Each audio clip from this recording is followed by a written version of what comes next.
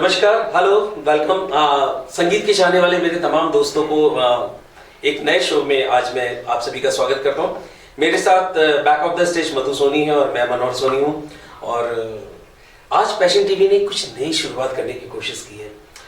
आप हमारे साथ हमारे बहुत ही दो खास गेस्ट देख रहे हैं। आज ये दो जबलपुर की ऐसी पर्सनालिटी जिन्हें आज हमने अपने स्टूडियो में बुलाया है कुछ बातचीत करने के लिए कि इनसे जो बातचीत होगी, आपसे जो बातचीत होगी, उससे शायद हम और आप बहुत लाभान्वित होने वाले हैं। बहुत कुछ एक्सपीरियंस इनके जो आपने अपने वर्षों की तपस्या, वर्षों की मेहनत से जो अर्जित किए हैं वो आप सब तक पहुंचना बहुत ज़रूरी है। आपका परिचय करा दो। वैसे बहुत सारे लोग जो हमारे साथ जुड़े हुए हैं या जो हमें देख पा रहे हैं उनका पहले से भी परिचय होगा सर के साथ। तो मैं बताना चाहता हूँ फॉर्मल में, आप हैं सर इंजीनियर केसी जैन साहब।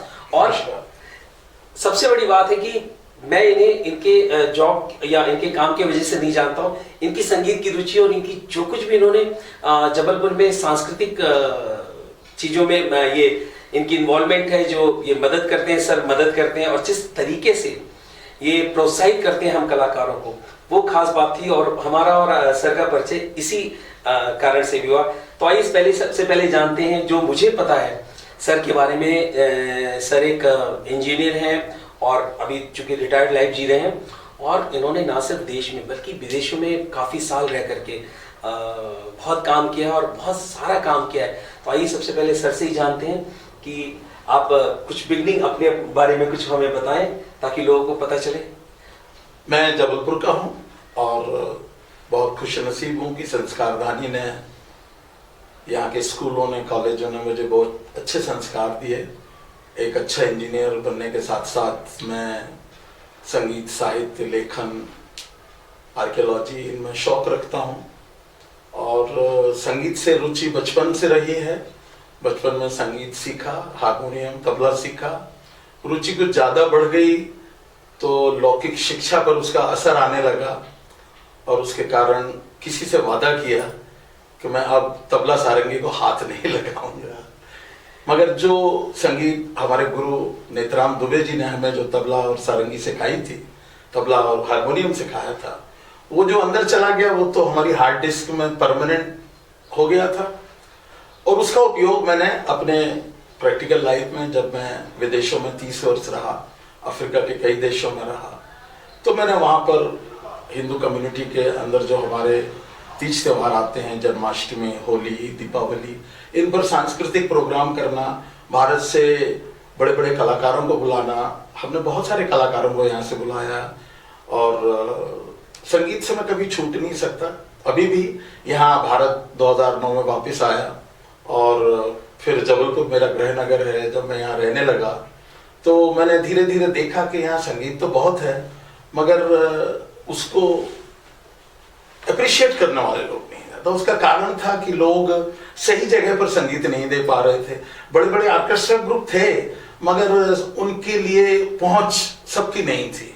तो हमने छोटे छोटे कलाकारों को इकट्ठा किया जिनमें कला की जानकारी थी, अच्छे गायक थे, संगीत, और धीरे धीरे कला विधिका से ये सफर चालू हुआ और हम उन्हें जब यथासंभव मदद करते थे। मुझे बहुत खुशी कि ऐसे बहुत सारे कलाकार हैं जो आज उस कला से अपनी जीविका कमा रहे हैं। संगीत का रुझान कुछ ऐसा हो गया है कि लोग पूछते हैं कि जबलपुर में ऐसा कोई दिन रहता है जिस दिन कोई संगीत का प्रोग्राम। बिल्कुल सही कहा आपने। आजकल संगीत की बड़ी एक अजीब सी लेकिन बहुत अच्छा है जो आज अविरल धारा जो बह निकली है वो यूं ही बहती रहे। और आप जैसे लोगों ने तो इसे इतना ज्यादा संभाला है और बहुत सारे प्रोग्राम में आप एंकरिंग भी करते हैं, मैंने देखा है, और संगीत की बड़ी जानकारी है आपके अंदर। तो ये सारी रुचि, मतलब संगीत की जानकारी आप विदेशों में रह के कैसे आपने अर्जित की, कैसे मेंटेन किया? देखिए, विदेश में मैं इंजीनियर हूँ, वहाँ की नई चीजें सब सीखी मगर ये तो हमारी अपनी चीज है और मैं जुड़ा रहता था। पहले हम लोग रेडियो के थ्रू, फिर बाद में टेलीविजन के थ्रू और बाद में इंटरनेट, तो सारी दुनिया को इकट्ठा कर दिया। तो मैं कभी इससे अछूता नहीं रहा। और वहाँ हिंदुस्तानी फिल्में, हिंदुस्तानी शास्त्रीय संगीत या बॉलीवुड म्यूजिक तो पूरी दुनिया में छाया है। दुनिया का शायद कोई भी एक ऐसा देश ना हो जहाँ ये म्यूजिक ना हो। मैं एक छोटी सी बात बताता हूँ। वैंकूवर में मेरी बेटी रहती थी जो आजकल लंदन में रहती है, और वहाँ पर वैंकूवर कनाडा में वहाँ दीपावली का प्रोग्राम था, हम उस समय वहाँ थे और एक चाइनीज लड़की ने गाना गाया अपना बॉलीवुड का, डोला रे डोला रे डोला। क्या बात। और लोगों ने खड़े होकर तालियां बजाई। मैं उस समय, उसके पहले बहुत साल पहले की बात है, जब लता जी का पहला प्रोग्राम लंदन में, जो उनका सबसे प्रसिद्ध जगह है जहां उनके प्रोग्राम होते हैं, वो पहली भारतीय महिला थी, भारतीय कलाकार थी जिन्होंने एक ऐसे जगह प्रोग्राम दिया रॉयल अल्बर्ट हॉल में जी, जो उसके पहले किसी ने नहीं दिया था। और उनके कुछ प्रोग्राम हमें देखने का मौका मिला। क्या बात है, बहुत अच्छी बात है। तो मैम भी बैठी हुई है हमारे साथ, और सर की संगीत में जो रुचि है उसमें आप कितना साथ दे पाती हैं, और अभी इस एज में भी, और कब से दे रही हैं, और आपको इस मतलब सर जैसी कितनी रुचि है आपके अंदर? मुझे बचपन से खुद ही रुचि है। संगीत जब मैं में? 12-14 साल की थी, पाकिस्तान स्टेशन ही कहते हैं, उसमें नूरजहां और शमशाद बेगम और इनके गाना उस समय से सुनती थी। मुझे सैकड़ों गाने आते हैं। क्या बात है। और लेकिन कभी आपको गाते भी नहीं देखा मैंने। मगर मतलब इतनी कैपेबिलिटी नहीं है, बट आई कैन सिंग। मगर अकेले में गाती हूँ, अभी भी गा सकती हूँ। अभी गा हो सकता है। तो आप पैशन स्टूडियो में बैठिए, तो मैं आप प्रोग्राम के अंत में आपसे कुछ गाना जरूर सुनूंगा। और निकालना पड़ेगा उसमें मोबाइल में, शायद भूल जाऊँ आते तो। नहीं, वो तो मैं सपोर्ट करूंगा। आप स्टूडियो के अंदर है, कोई परेशानी नहीं, और लेकिन मुझे आप इससे ज्यादा खुशी कहीं नहीं मिलती संगीत से ज्यादा। और जब भी संगीत होता है, पूरे हाल में देखना, किसी का सिर हिले ना हिले, मेरे हाथ भी झूमते, सिर भी झूमता है, और मैं इतनी खुश रहती हूँ। और मैंने अपनी जिंदगी बदल दी। क्या बात। मैं कभी बात नहीं करती थी, ना कभी हंसी आती थी। मेरे हस्बैंड बहुत जिंदा दिल है, वो चाहते हैं कि मैं बहुत खुश रहूं, हंसती रहूं, मगर मेरा स्वभाव नहीं था, सोबर थी। वो तो संगीत अंगर, मगर संगीत सुन के मैं इतनी बात करने लगी, इतनी खुश रहने लगी। और गाना बजते हैं तो झूमती रहती पूरे सब। कुछ तो जादू है संगीत में, है। और ये पक्की बात है। मैं आपके जैसे एक सीनियर हमारे यहाँ बहुत आते थे, आचार्य सर, हमारे मित्र। हाँ, आपके मित्र भी हैं। तो उनकी वाइफ भी आपकी तरह ही हैं, और मुझे इतना प्यार भरा वो आशीर्वाद देती थी। आचार्य सर एक दिन ऐसे मॉल में आए और मेरे साथ गाना गाया उन्होंने, और उनकी वाइफ कुछ सालों के बाद मुझे कहती है कि भैया आपकी वजह से आचार्य सर एकदम खुश रहते हैं, दुरुस्त रहते हैं, और इनकी तबीयत मेंटेन रहती है। सही बात है। तो वो जो आशीर्वाद मिलता है, वो कहीं ना कहीं मतलब मेरे जीवन में तो बहुत असर किया है। और संगीत से जुड़े लोगों के लिए मैंने ये महसूस किया है कि उन्हें बहुत सारी चीजों से, बुराइयों से, बीमारियों से बचत रहती है। साइंस ने प्रूव कर दिया। साइंस ने भी प्रूव किया। आजकल कुछ एक सीरियल आ रहा है, उसमें तो म्यूजिक थेरेपी का तो एक डिपार्टमेंट ही रख दिया हॉस्पिटल के अंदर में। कुछ मैंने ऐसा भी देखा है। तो म्यूजिक में कुछ नहीं, कुछ से कुछ ज्यादा कलाकृति का मैं आने वाले कुछ लोगों को मैं हम जानता दोनों हूँ परमानेंट हैं जी, जो जिनको मैंने उत्तरोत्तर सुधार होते देखा। म्यूजिक में थेरेपेटिक पावर है। कौन सी राग से कौन सा रोग दूर हो सकता है, ये पूरा, हाँ बिल्कुल, अपने आप में संगीत, ये पूरे दिमाग की नर्व खुल जाती है। और आप अपने आप में डूबेंगे, सामने वाला बस देखेगा आपको, पर आपको अंदर से ही खुशी होती है। फिर तो पूरे समय हाथ या सिर चलते ही रहता है। That means you are feeling खुशी, हैप्पीनेस लगती है। मुझे तो बहुत ज्यादा शौक है। और आते भी हैं कितने पुराने गाना, मुझे लगता है मैंने कहाँ से सीखे, मुझे भी नहीं आता। वो छोटे से रेडियो रहते थे पहले, वो पाकिस्तानी स्टेशन, बस 14 साल की होंगी, स्कूल से आई, बस उसको ऑन कर दिया, सुरैया आ रही है, शमशाद बेगम, उनके भी गाने मुझे आते हैं। क्या बात है। ये उर्दू सर्विस की बात कर रही है। हाँ, उस समय पाकिस्तानी स्टेशन भी आते थे, मगर उर्दू सर्विस की बात। तो आपने, जैसे आपने बताया, तबला आपने बजाना सीखा, हारमोनियम सीखा, तो कुछ गुनगुनाया कभी आपने? कभी क्या है, हमारे यहाँ हम 13 परिवार हैं मॉडल स्कूल के। जब हमने कुछ वर्ष पहले अपने 50 वर्ष मनाए, तो कुछ दोस्तों ने निर्णय किया कि हमें हर माह मिलना चाहिए सब परिवार, क्योंकि हम सब अब 70+ हैं और हम लोग हर माह मिलते हैं, और म्यूजिक ही उसमें प्रधान है। और म्यूजिक की दीवानगी ऐसी है कि उसमें हमारे एक मित्र अशोक पिल्ले, जो चेन्नई में रहते हैं, मगर वो जबलपुर की पैदाइश है, वो ज्यादा जबलपुरी है, दक्षिण भारतीय का उसमें कोई गुण नहीं है। तो वो उस मंथली म्यूजिकल जो हमारी मीट होती है, जिसमें सब गाते हैं, वो चेन्नई से उसके लिए आता है। Can you believe it? अच्छा, चेन्नई से हर महीने वो 2 दिन के लिए इस प्रोग्राम के लिए आता है। सिर्फ एक नाइट रुकता है, कभी 2 नाइट एक्स्ट्रा प्रोग्राम हुए तो इससे बढ़ के दीवानगी क्या। वो जनरल मैनेजर था भिलाई स्टील प्लांट का, मगर म्यूजिक देखिए संगीत में बहुत ताकत है, बहुत क्षमता है। और तो हम लोग गाते हैं उसमें। अच्छा, तो क्या गुनगुनाएंगे आज आप? मूवी में आज सुनना चाहता हूँ, क्योंकि मैंने कला विधिका में आपको इतना देखा और तमाम कार्यक्रमों में देखा, लेकिन कभी आपको सुनते 2-3 बार गा लिया। हाँ, अनाउंसमेंट करते हुए तो सुना, पर गाते हुए कभी नहीं सुना। गाता हूँ।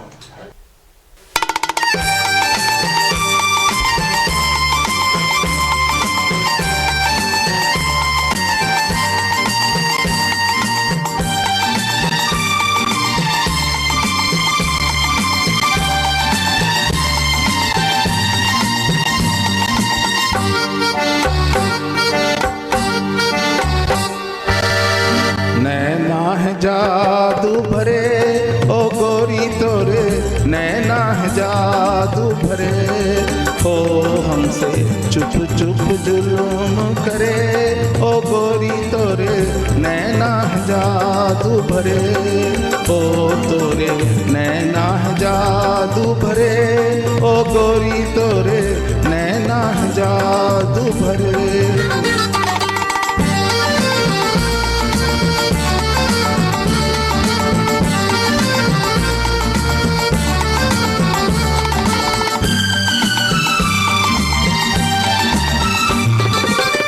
तीर चले पर देख न पाए, छुप छुप वार करे। तीर चले पर देख न पाए, छुप छुप वार करे।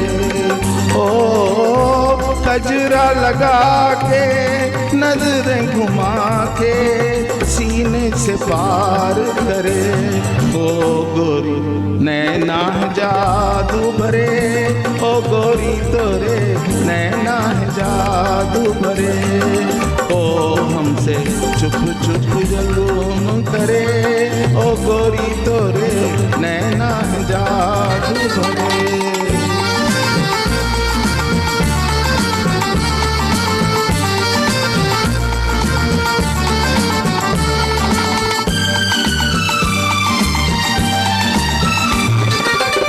भोले भाले मद के प्याले छलक छलक छलके।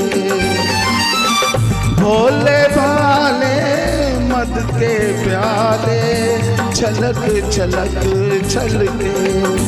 ओ देख अदा तेरी दिल छैलों के गल जाए जल जल के। हाय तोरे नैना है जादू भरे ओ गोरी तोरे, नैना है जादू भरे ओ हमसे चुप चुप जुल्म करे ओ गोरी तेरे, नैना है जादू भरे ओ हमसे चुप चुप जुल्म करे ओ गोरी तोरे, नैना है जादू भरे।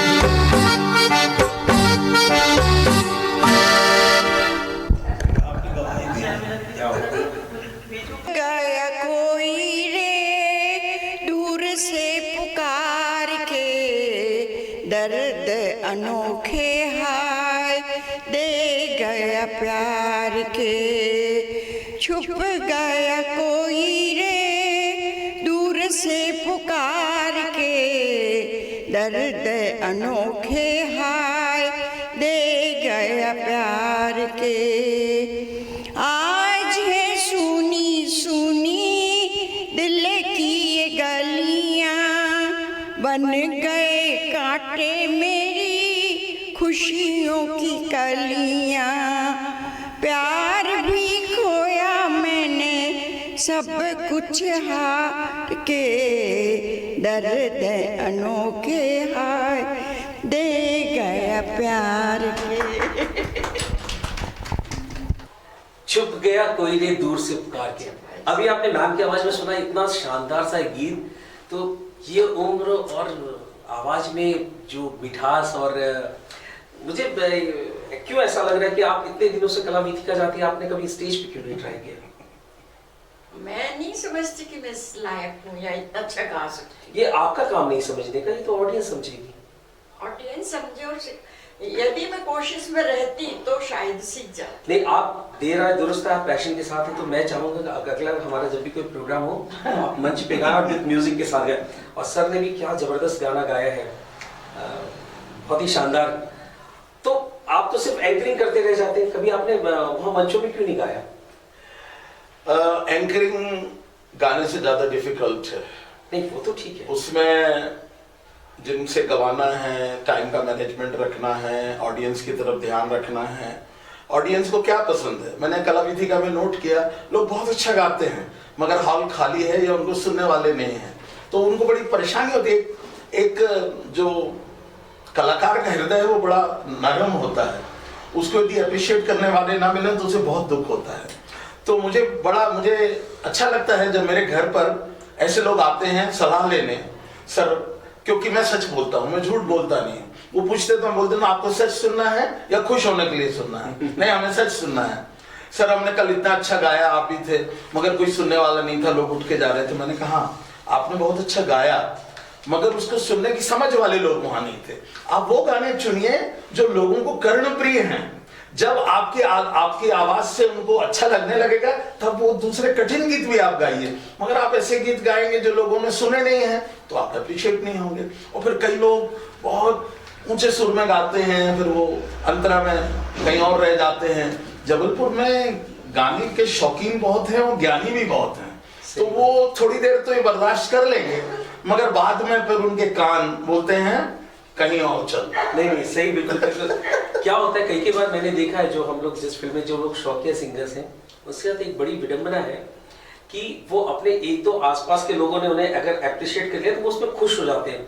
वो कभी ये समझने की कोशिश नहीं करते कि इनफैक्ट गाना क्या है, वो क्या गा रहे हैं, क्या वो उनका गाया हुआ गाना दूसरों को पसंद आ रहा है या नहीं आ रहा है। ये चीज बहुत महत्व रखती है। मैंने कई बार प्रोग्राम में कहा है कि आप झूठी प्रशंसा से खुश मत होइए, नहीं तो आप आगे नहीं बढ़ पाएंगे। बिल्कुल सही है, लेकिन बड़ी मजबूरी ये है कि लोगों को पसंद सिर्फ अपनी झूठी प्रशंसा है अल्टीमेटली। खैर, ऐसे लोग फिर शौकिया ही गाते रहेंगे, वो आगे नहीं बढ़ पाएंगे। यदि उन्होंने संगीत को चुना है तो फिर वो आगे नहीं बढ़ तो जीवन में संगीत के साथ चलना है। तो